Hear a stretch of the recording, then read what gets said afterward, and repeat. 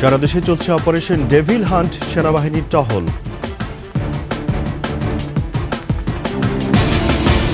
পানি না থাকায় শুকিয়ে তিস্তা এখন মরা খাল, উত্তরাঞ্চলে বন্ধ হওয়ার পথে জমির সেচ। টাঙ্গাইলে বিদেশি চাদরে ছয়লাভ বাজার, শঙ্কিত তাঁতিরা।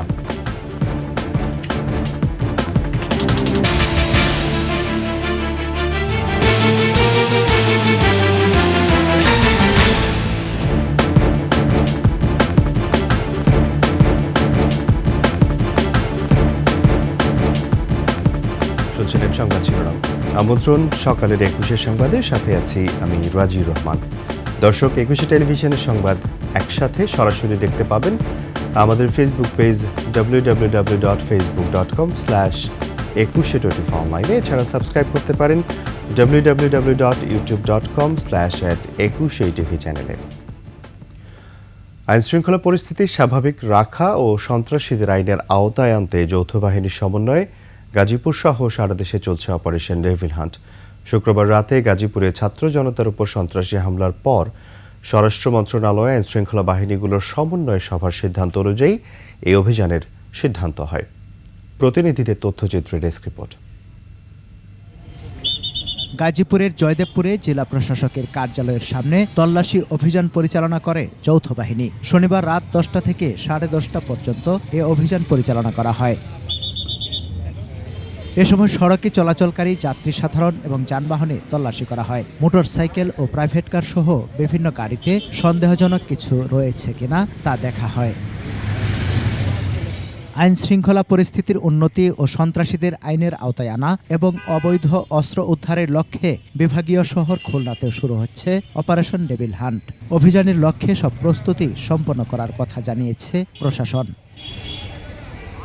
শহরের গুরুত্বপূর্ণ জায়গায় যৌথ বাহিনীর টহল লক্ষ্য করা গেছে। শেরপুরে ছাত্রলীগের সাবেক 2 নেতা ও জেলা উলামা লীগের সভাপতি সহ 3 জনকে গ্রেফতার করেছে পুলিশ। সমর ইসলাম, ডেস্ক রিপোর্ট, 21 টেলিভিশন। রংপুর সহ উত্তরাঞ্চলে তিস্তা এখন পানি শূন্য মরা খাল।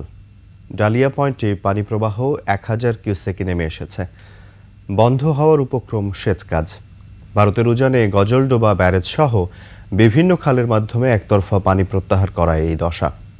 আলী হায়দার রনির ক্যামেরায় রংপুর বিভাগীয় প্রতিনিধি লিয়াকত আলী বাদলের তথ্যে ডেস্ক রিপোর্ট। তিস্তার বুকে ফসলের মাঠ, চলছে মোটরসাইকেল সহ নানা যানবাহন।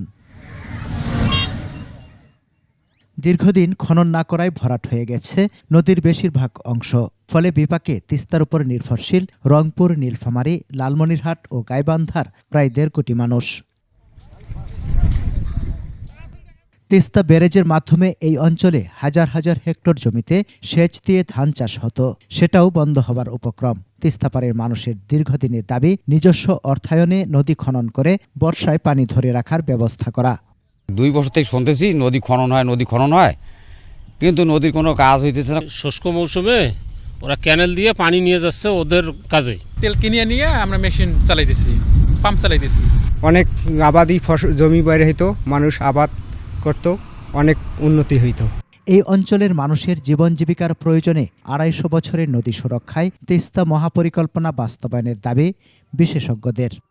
নিজস্ব অর্থায়নে প্রয়োজনে তিস্তা নদী খনন করে আমাদের জলাধার নির্মাণ করে আমাদের বুদ্ধি, আমাদের কাজ আমাদেরকেই করতে হবে। এই বিষয়টি সরকারকে ভাবতে হবে। এই 237 বছরে বাংলাদেশের পক্ষে একবারও নদীটার বিজ্ঞানসম্মত পরিচর্যার কোনো উদ্যোগ গ্রহণ করা হয়নি। উজানে পানি প্রত্যাহারের কারণে ভাটিতে এই সংকট তীব্র বলে জানায় পানি উন্নয়ন বোর্ড। আপ স্ট্রিম থেকে পানি উইথড্র করলে ডাউন স্ট্রিমে কিছুটা পানি প্রবাহ কমে যায়, তো সেক্ষেত্রে সেটা ব্যালেন্সিং করার জন্য আমরা দিনের বেলা পানি উইথড্র করে রাতের বেলা নদীতে পানি ছেড়ে দেওয়া হয়।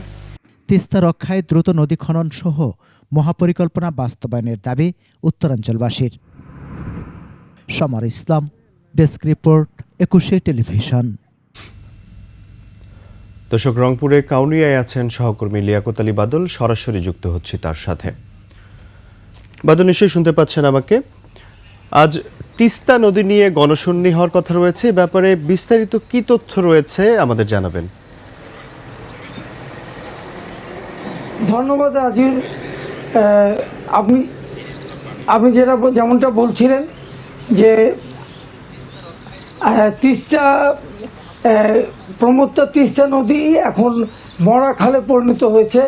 250 বছর আগে সৃষ্ট এই প্রমত্তা নদী এখন মরা খাল।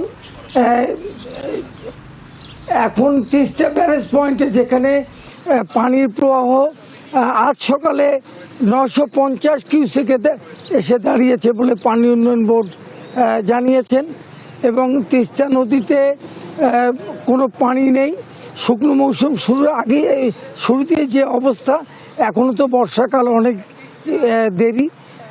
সেক্ষেত্রে যে ভারত যে একতরফাভাবে পানি প্রত্যাহার করে নিছে তাদের গজলডোবা বাঁধের মাধ্যমে, সে কারণে আমাদের তিস্তা নদীর করুণ দশা। এই তিস্তা নদীকে ঘিরে 1 কোটি মানুষের জীবন জীবিকা, তাদের জীবন জীবিকা এখন প্রশ্নের মুখে। তারা বিভিন্ন সমস্যার মধ্যে দিয়ে দিন যাপন করছে। এদিকে এই তিস্তা নদীকে কেন্দ্র করে রংপুর অঞ্চলের 35টি জেলায়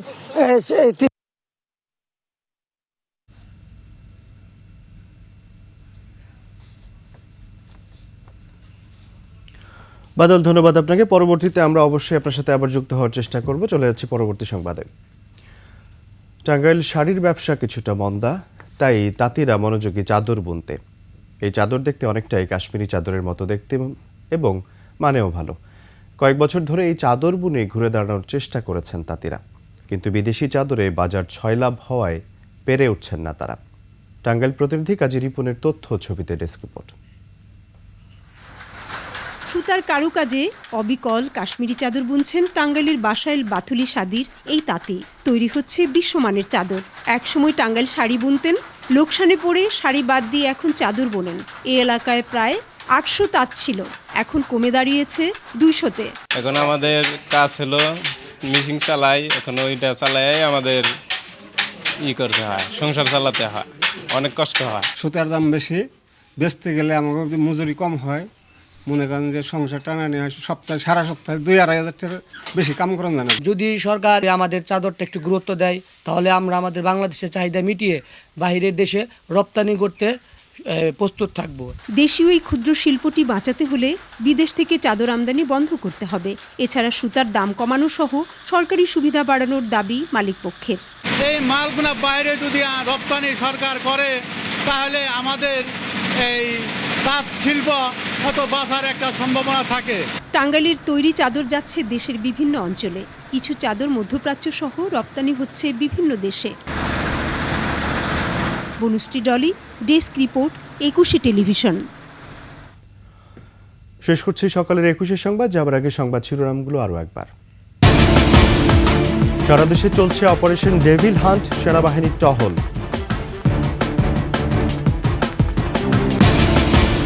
পানি না থাকায় শুকিয়ে তিস্তা এখন মরা খাল, উত্তরাঞ্চলে বন্ধ হওয়ার পথে জমির সেচ। টাঙ্গাইলে বিদেশি চাদরে ছয়লাভ বাজার, শঙ্কিত তাঁতিরা।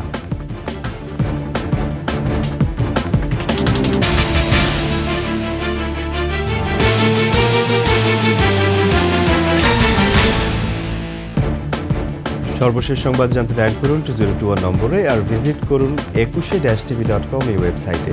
ফেসবুকে ভিজিট করতে পারেন www.facebook.com/2124 এছাড়া সাবস্ক্রাইব করতে পারেন www.youtube.com/@21tv চ্যানেলে।